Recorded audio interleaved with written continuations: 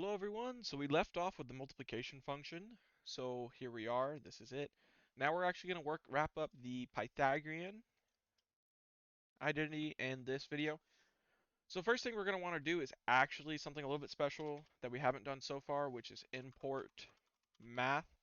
If you don't know what math is, well, this is actually bringing in a secondary library besides the normal Python library for us to access given methods such as like square root and a couple of useful things. This is actually a really good library. I do encourage um, the viewers to watch and learn about this library and any of the other ones they come across. All right, so let's get into the Pythagorean function here. Okay, so the first thing we're going to want to do is very similar conceptually to the multiplication function. So what we're going to want to do is input validation. Um, Now that's not a new idea, I'm just going to go ahead and start it out.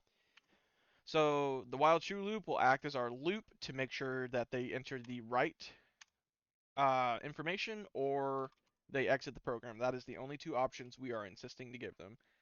So since it is the Pythagorean theorem, which we all know is a squared plus b squared equals c squared, so what we're going to do is we're actually going to define an a and a b, and they're going to have very similar lines of code. So it's just going to be a equals integer input, and then please enter your a value number.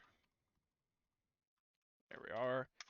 Or enter 0 to exit. So if we think about that again, I'm just going to point it out this time because it's actually for a different reason now. 0 is not relevant to the Pythagorean theorem at all.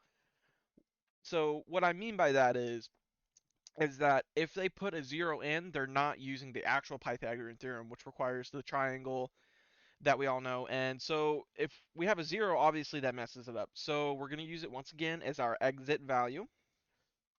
And then same thing comes up here, int input, and then we're going to just ask the user to please enter your b value. Oop, caps lock. Value number, or enter 0 to exit.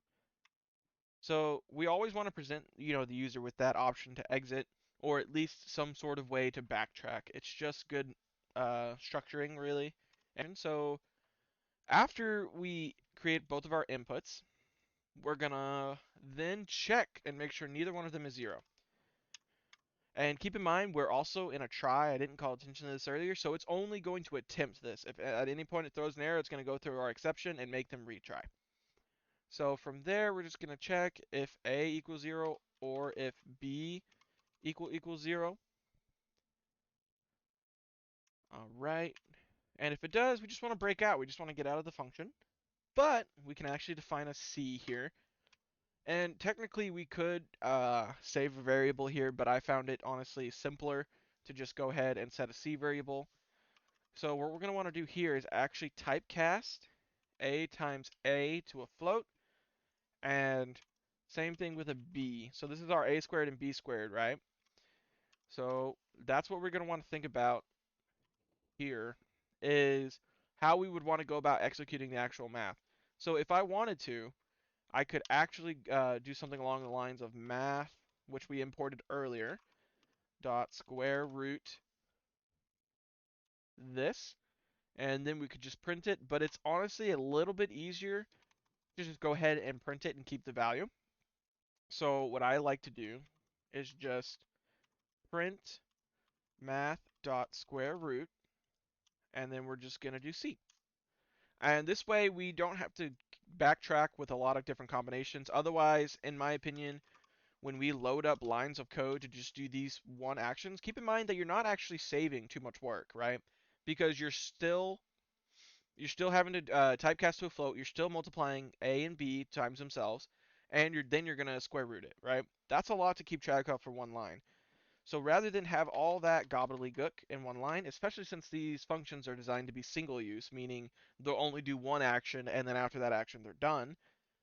So we can go ahead and leave it like this, and we're not actually causing ourselves any more work because we don't have to store the variable. So if you can avoid it, I would honestly recommend anytime you can, without losing efficiency, break up stuff into smaller parts like this, just so it's more readable down the line. So now we're going to throw in our accept, and you guessed it, it's a pass. And then from there, I believe we just have to type in our print error, and we are almost ready to test it. We already have if decision equals m multiply, right? So if you find yourself writing very similar things over and over again, don't. Just copy, paste. No one's going to judge you. So if decision, and then we're going to say p for Pythagorean, and then we just have to enter the name of our Pythagorean function, which should be Pythag. Yep. All right. So this should be a testable version. So let's go in. Once again, remember if you go too fast during the step, during testing, or really any point, this compiler is a little bit glitchy. So just bear with me here. So let's see. One of the Pythagorean identities, I believe, is 3, and 4 should equal 5. So there we go. We now have a working Pythagorean theorem calculator, and it takes us right back to the menu. So we're on track.